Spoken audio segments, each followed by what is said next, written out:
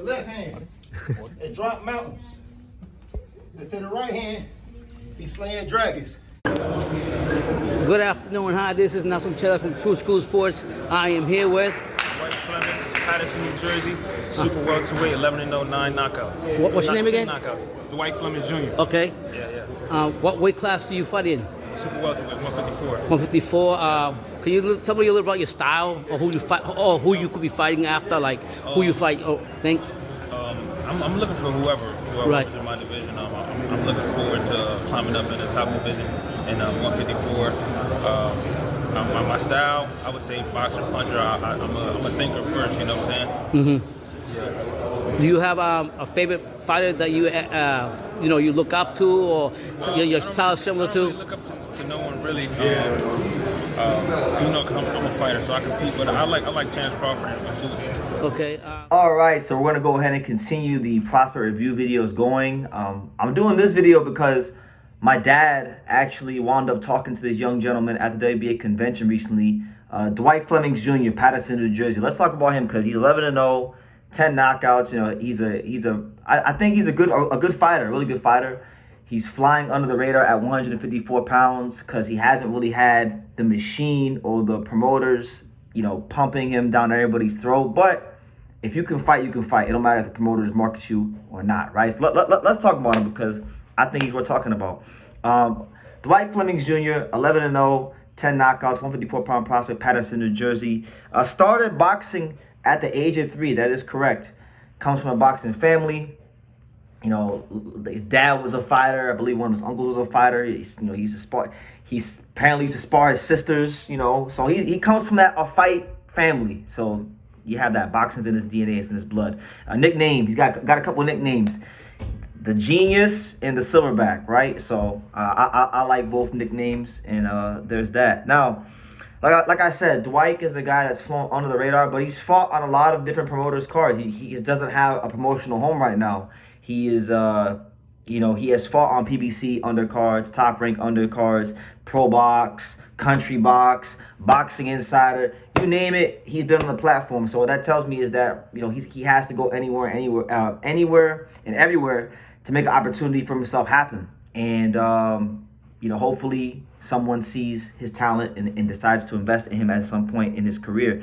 As far as his style, you know, really, I would definitely say he's, he called himself a boxer puncher, and I don't normally agree with fighters when they call themselves a boxer puncher. I would actually agree with him that he is a boxer puncher because, you know, he does have a very good jab. He can move. He does have those good instincts of a boxer puncher, of being a guy that can make you miss and make you pay with the right hand counter. So that being said, Dwyke Flemmings is a boxer puncher and a guy that I think, you know, at 22 years old, he's getting good gym experience. You know, he sparred guys like Julian Williams, Jerron Ennis, Richardson Hitchens, Johnny Beck, Zab Judah, and even and Johnny Beck. Sparred Johnny Beck and he sparred my boy Ian Green, right? Ian Green. So, you know, that's a whole truckload of great work.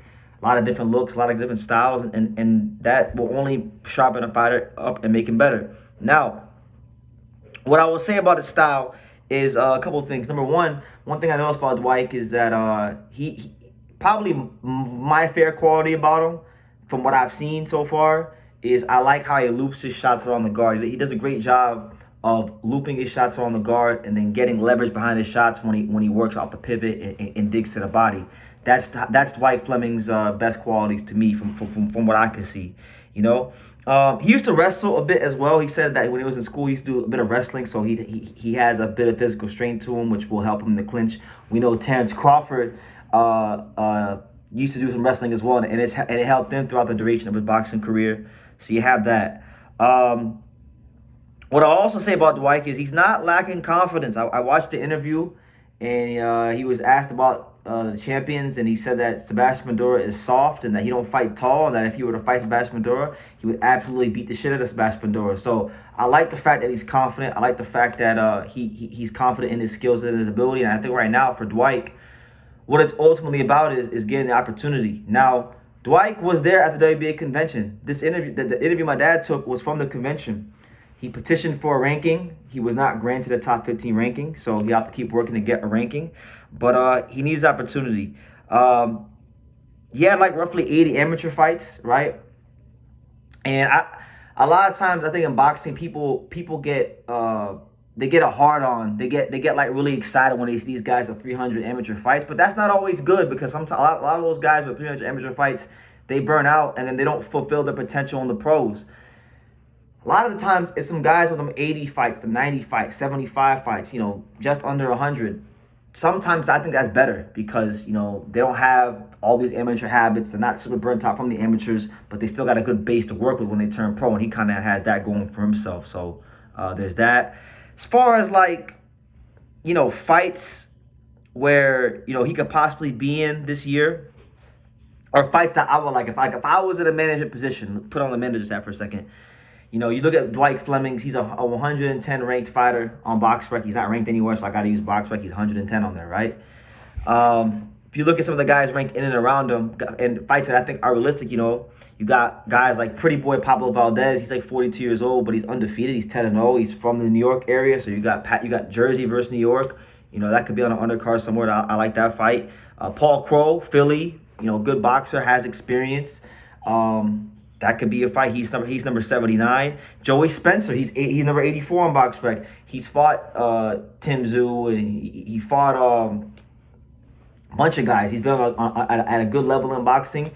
That'd be a good step for him. Alex Bray. Now, I'll tell you this: if the powers that be really want a good undefeated versus undefeated fight, you know, true school advisory tip free of charge, this would be a good one. Dwyke Flemmings versus Alex Bray. Alex Bray is ranked in the top 15 of the WBA, but Alex Bray, in my opinion, his experience level and his opponents are no better than Dwyke's. They fought damn near the same level of competition. But they're both undefeated. They're both skillful.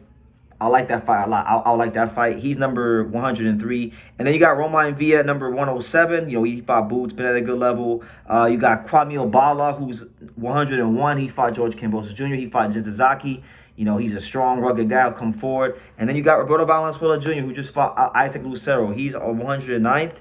He fought Lucero. He fought Sully Montezocco. He fought Xander Zayas. So my thing is, you got a lot of fights in and around Dwyke, where if you were to fight these guys, these are good measuring stick fights. These are potentially good, you know, undefeated prospect versus undefeated prospect type of fights. But it just really depends on the powers that be, the people behind Dwyke's career, and putting it together and making it happen. But overall, a good boxer puncher. I still think, based on what I've seen and based on what I know about him, I feel like Dwyke is a guy that he is a boxer puncher, and he's a legitimate boxer puncher that people should look out for in the 154 division. So I'll leave it at that, man. I think he'll be someone you guys hear about in the near future. He probably, until he gets a promoter, I think probably he's going to get a call to be a B-side on some fight, and he might be one of these guys that gets a call against a name contender or prospect and beats the shit out of him, and that's how the world finds out about him. But I already know about him because I'm a boxing degenerate, and we give you guys the fight game from all angles here on True School Sports. So that's my video on Dwyke. Leave your comments down below. Make sure you guys take the time to subscribe. And like I say in every single one of these videos, you can love me or you can hate me, but I'm just a kid from Dang It. So until next time, take care, guys. Thank you for watching True School Sports. Thank you for watching another video on the untouchable True School Sports empire, the home of boxing. We're on the road to 100,000 subscribers, guys. So help us keep being great. Help us keep pushing out that real boxing content for the fine folks all around the world. And make sure you jab, you hook, you Mike Tyson, you Mayweather that subscribe button. Pops, show them how do they gotta hit the subscribe button. Pop, pop, pop.